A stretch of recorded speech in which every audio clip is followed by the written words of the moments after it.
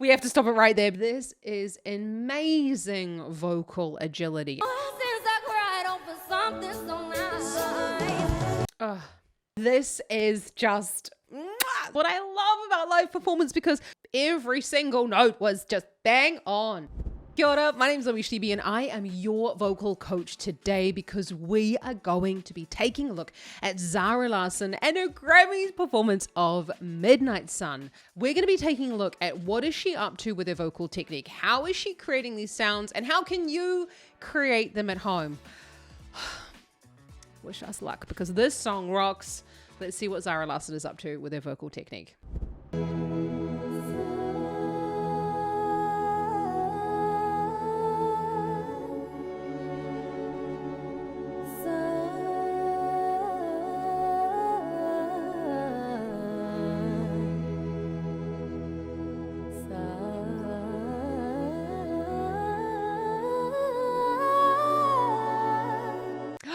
We have to stop it right there, because this is amazing vocal agility, and it just takes practice, honestly. That is a beautiful melisma that she's using, but she's honestly just doodling around the notes of the particular scale. So you can improve on things exactly like this. Take it really, really slow for yourself, sing it note by note, and then speed it up over time. I know that sort of seems a bit obvious, but you know, some people don't go slow enough for their voices.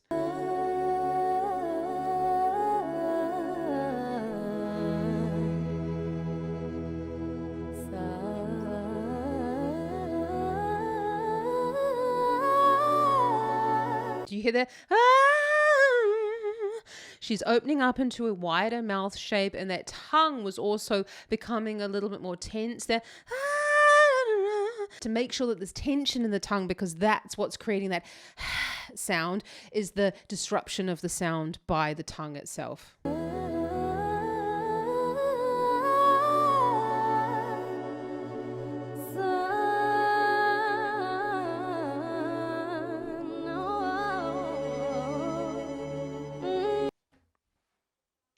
This takes time, this takes practice, but we just have to take a moment for her absolutely incredible vocal precision. Every single note was just bang on. Obviously, I know that we all expect this, but like, I work with a lot of singers who struggle with this type of precision. And it's honestly because, firstly, they don't practice enough. She's been doing this for a long time. And also, secondly, they don't practice slow enough. She went from a bit of a falsetto-y sound when she was first. Let's just watch that again.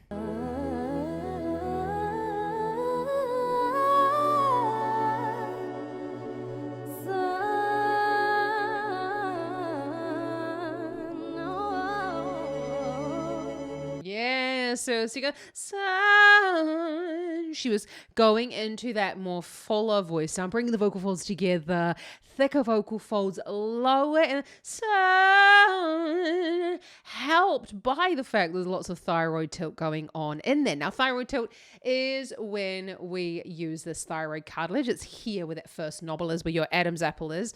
When we all have Adam's apples where the vocal folds live, and when we tip it forward, that's when we create a sound that is like, well, that's when we create a sung sound, and it sounds less like speaking on pitch, because it's the same sort of part of the vocal range.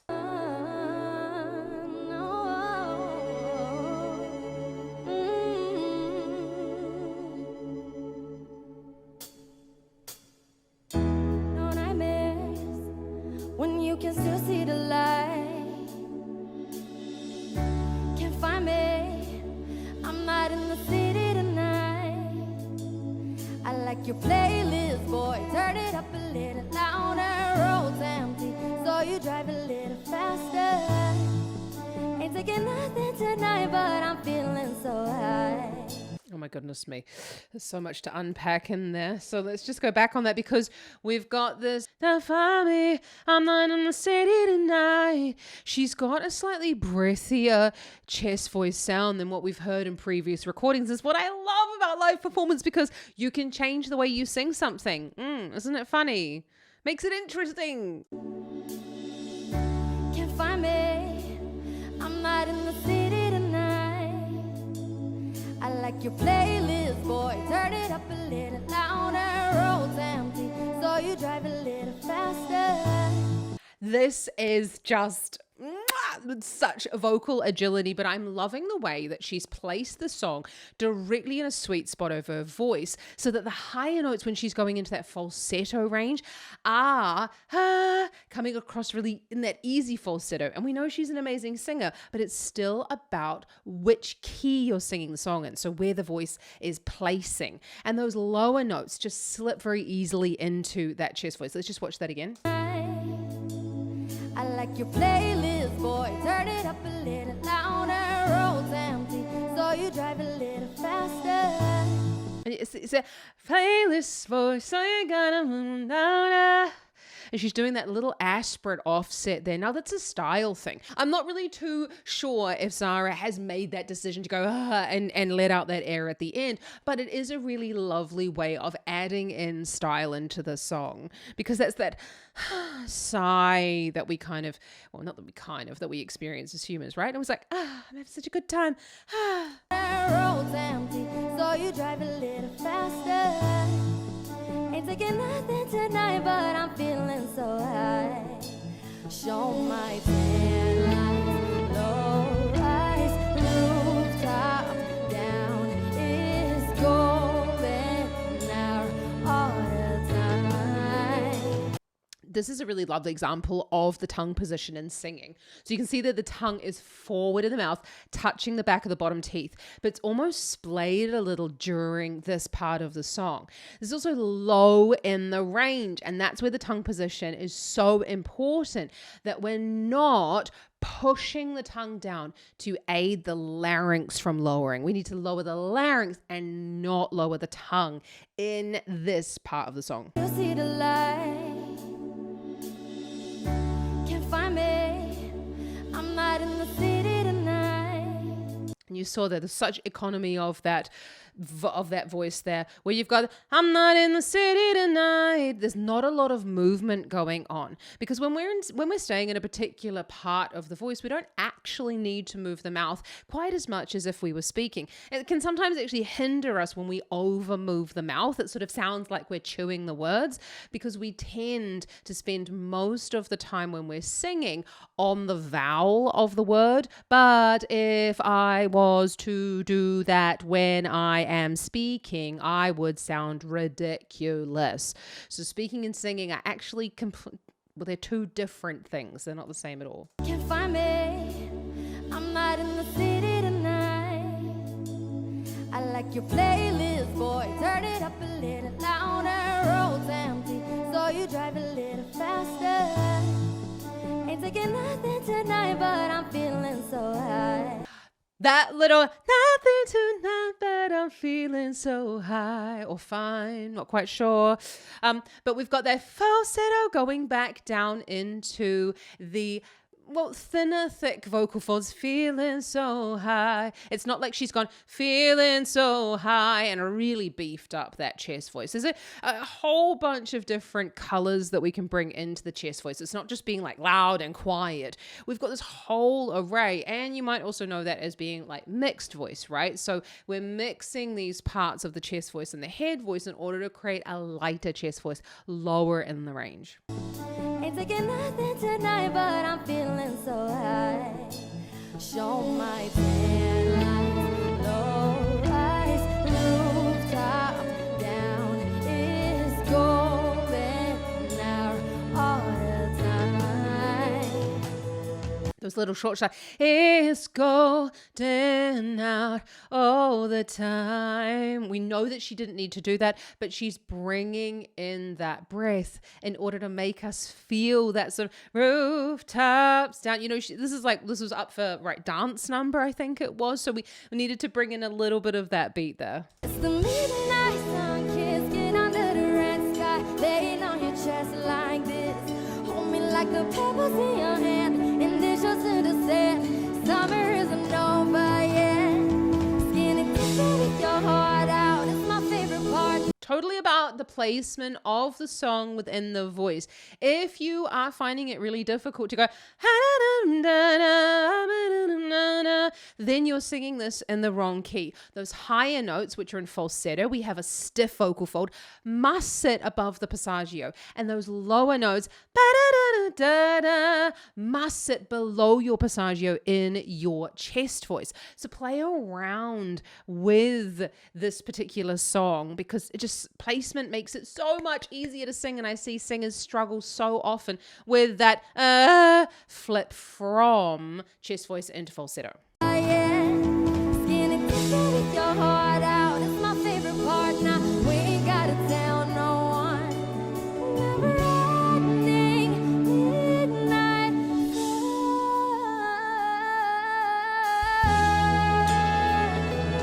You see how she did that? That was because she was probably singing quite loud, right? So she's taken the microphone away from her mouth so that she's not overdoing it into the microphone itself. The singer is still the first port of call to adjust the volume with the microphone. This microphone is an extension of our instrument as contemporary singers. So let's just go back. So this that was so lovely in the way that she created the constriction to make this sound. Summer isn't over yet. Skinny people with your heart out. It's my favorite part. Now we ain't gotta tell no one. So what we've got there is we ain't gotta tell no one. She has used a little bit of twang in order to create a slightly louder sound lower in the range without going summer isn't over yet, summer isn't over yet, to give that more presence and the more punch in the sound. And what twang is, it is when we squeeze the area above the vocal folds. The vocal folds live in here, and we squeeze the back of the throat like this. And I always like to imagine myself as being one of those cartoon characters. Summer isn't over yet. Obviously, varying degrees of twang can be used, but by using twang, we are creating a slightly louder sound by also pushing the vocal folds closer together.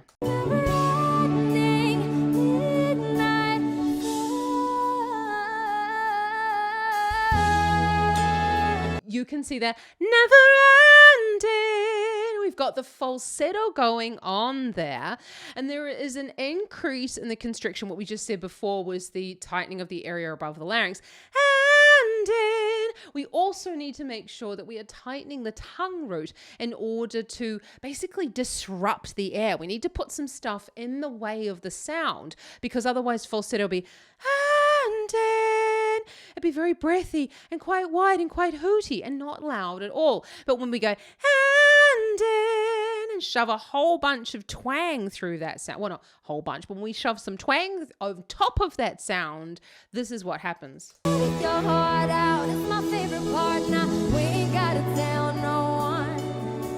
Never-ending midnight sun. You saw so beautifully there that she engaged those abdominals, but we weren't seeing the six-pack muscles. Now, this is not saying to Zara that we need to see anyone's six-pack muscles, but what that tells me is that she's not gripping within that rectus abdominis, which are the six-pack muscles, which can often happen when singers think that they need to pull those muscles in order to pressurize this area of the chest to make that sound, or to go into a higher chest voice sound. We don't need to do that at all. We actually need to pressurize this chamber by gently lifting up through the pelvic floor. And you saw those short, sharp, high breaths are going to help to activate this pectoralis area, or this chest area, and the upper back, in order to help us to hold the ribs back from descending to like press all of that air out. So it's about pressurizing this chamber and not about pushing the air out.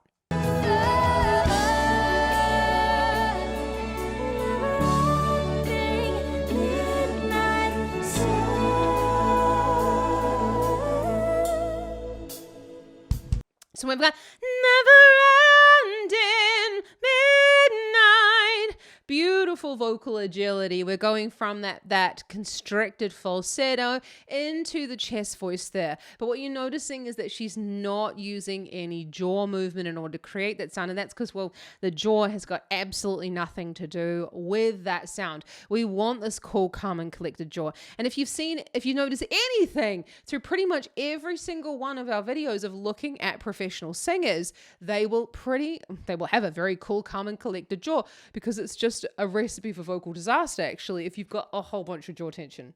And also the sound will be very pressed.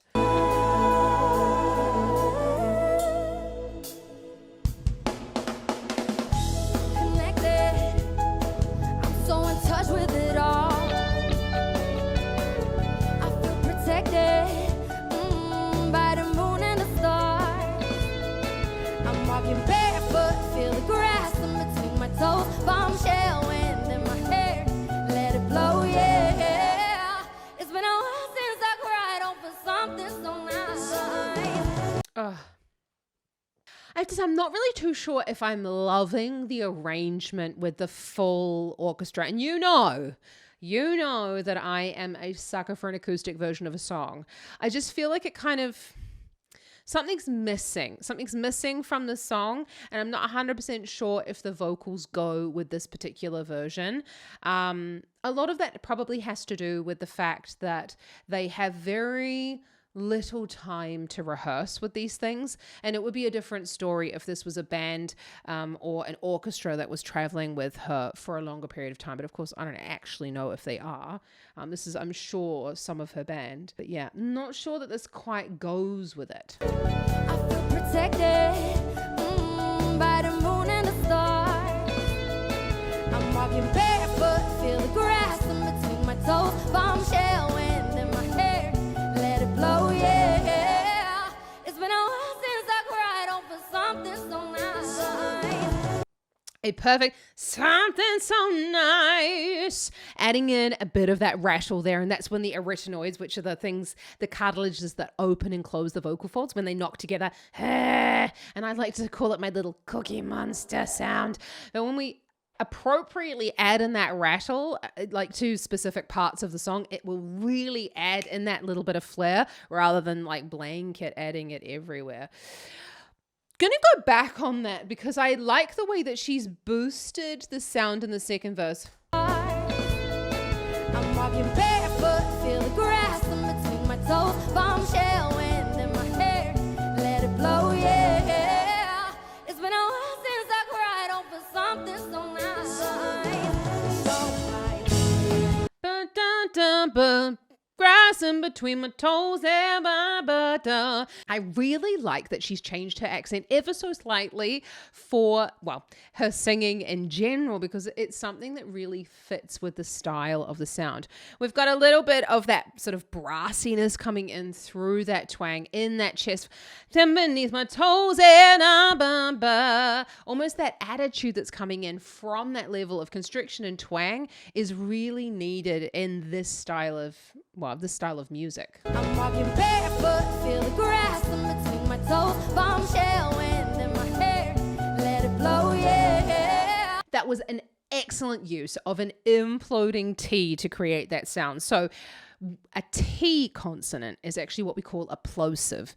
And much like the word plosive, which is quite onomatopoeic really, it's where we use an increase in the breath pressure in order to create the sound. So it's created with voice and with air. So that's what's called t, t, t.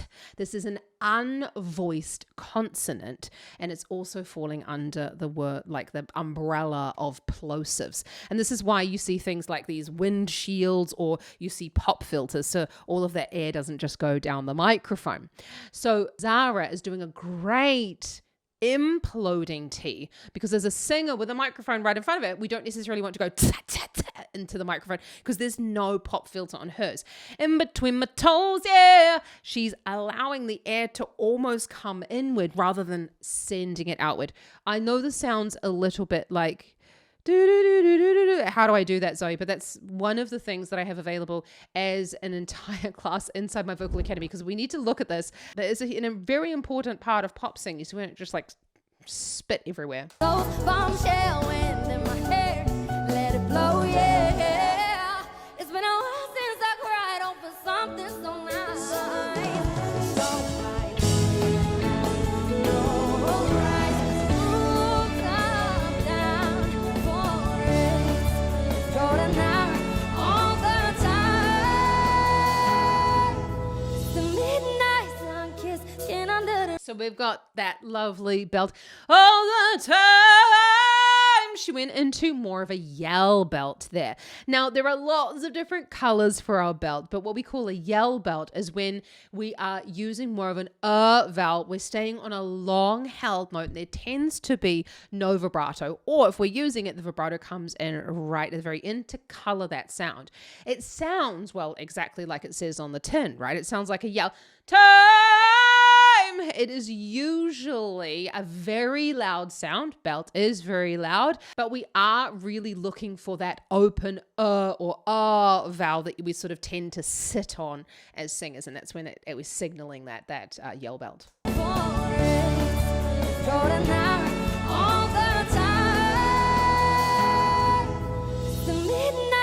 Also a very, very loud note there. Belt is a loud vocal quality, and it's when the vocal folds are thicker than thick, because the cricoid, which is, so we've got our Adam's apple here, which is the thyroid, and below it there's like a little ring cartilage, yeah, that tips backwards and that thickens up the vocal folds, and that's what's giving us that belt quality. You could see she moved her microphone really far away, but we seem to have this really loud sound. Kiss, skin under the red sky, laying on your chest like this. Hold me like the petals in your hand, and dishes in the sand. Summer isn't over yet. Spinning deeper with your heart out. It's my favorite part now. Tell no one. Never ending midnight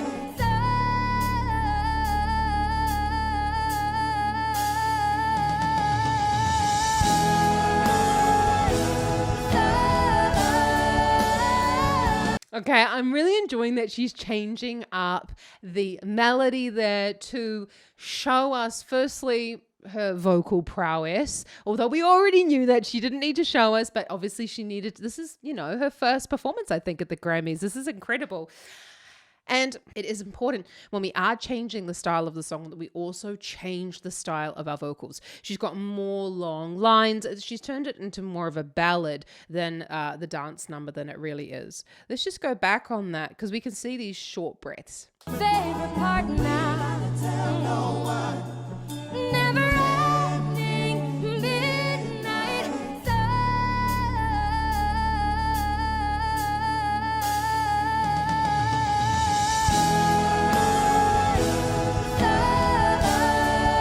So you go, never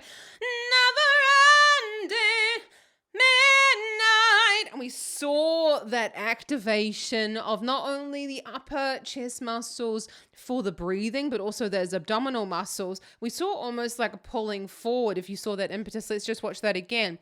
She's really pressurizing in here because when we do that, we allow the vocal folds to thicken. We need to create higher subglottic pressure than just with normal chest voice. And subglottic pressure is the pressure below the vocal folds. So important. Otherwise, you're pretty fucked. It's my favorite part now. Tell no one. Never ending midnight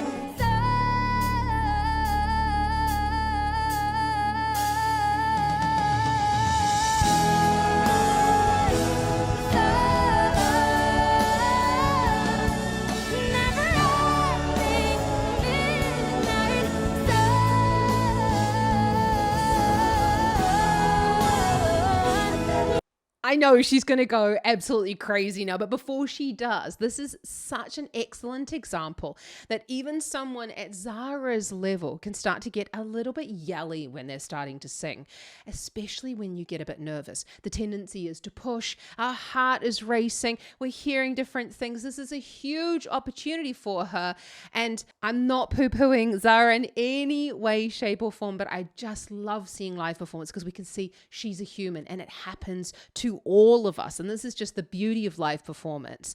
So what am I meaning by yelly? Let's go back on that.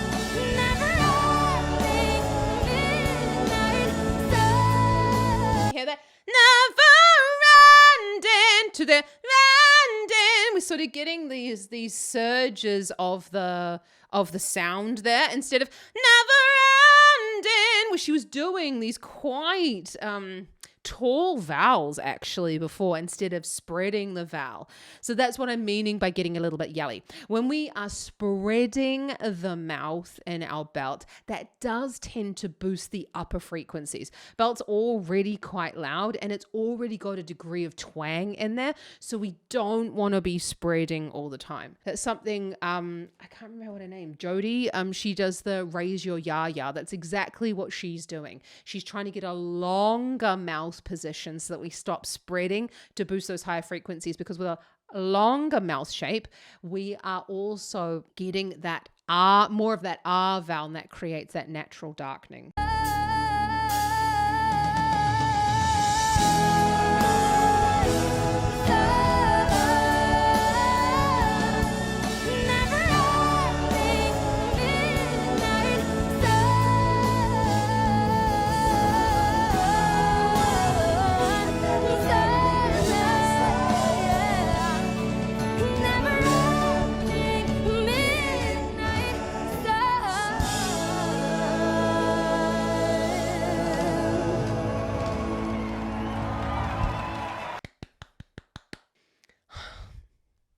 It's just so fantastic to see someone just do so well.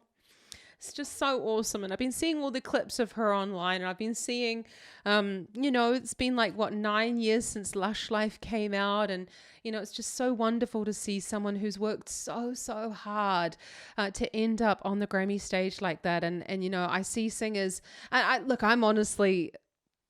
I'm also guilty of this, sometimes giving up a little bit too soon. And she's just incredible, is she not? Like an amazing singer.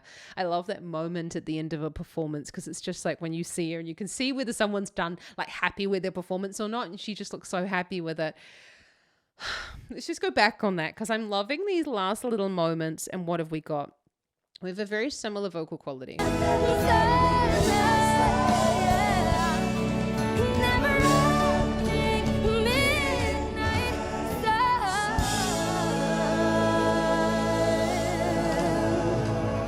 I actually wanted to talk about this little sun.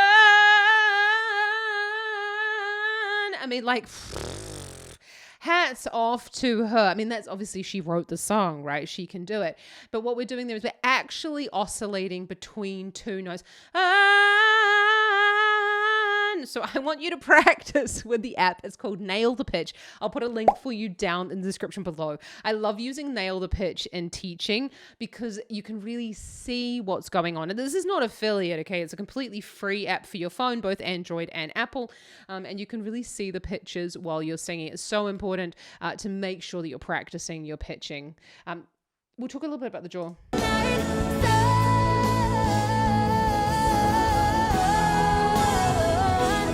Okay, so although I said that she had a cool, calm, and collected jaw, we are seeing a little bit of jaw movement here. Now, honestly, at Zara's level, we just basically go, it doesn't really matter. And we definitely do not try and fix what's not broken, sorry.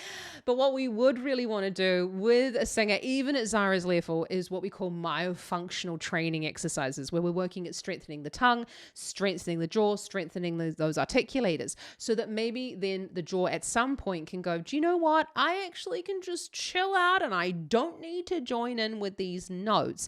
And that is why I make sure in my singing lessons that we have a myofunctional training plan, so that you can work on those exercises outside of the singing lessons, because once you know them, you're just doing the exercises every day. They're easy peasy. You can do them in the car. So if you are looking to strengthen, like if you're struggling with that, for example, or you're looking to strengthen your voice in general, then you can apply for singing lessons down in the description below.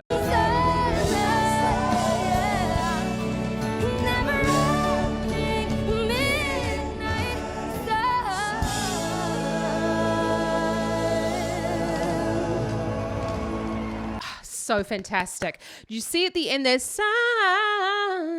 She went to a lighter vocal quality. And that's because we cannot belt and do all of those fast melismas. We need to transition to a more flexible vocal quality, which would be when we get out of belt and we turn towards more of a mixed voice quality in order to make those runs. She's actually even gone a step quieter and gone into a little bit more of a head voice quality. Wow. I love that every single performance that we've looked at of this song is just so different, and I am here for it. Let me know down in the comments what your favorite song was at the Grammys and who you thought should win. But I'm assuming if you're here, you thought it should have been Zara. She's incredible. Absolutely amazing. Check out some more Zara up here. And if you are looking to improve your voice in 2026 through like actually structured singing lessons, through a plan that you know exactly what to do, how to do it, and you are like, Zoe, I am here for it, I just have absolutely no idea what I should be doing, then you need to join the Vocal Academy, because we will provide you with the way. We will show you exactly how you should be training your voice to reach your voice goals. Not my voice goals, your voice goals. And that is what it's about. It's about maneuvering these beautiful parts that we have, these muscles inside our throat and inside our body to create sounds like that. So you can apply for singing lessons down in the description below to join the Vocal Academy. I'd love to see you there. Just remember, anyone can learn to sing, and you are amazing. Have an awesome rest of the day. Ka kite anō.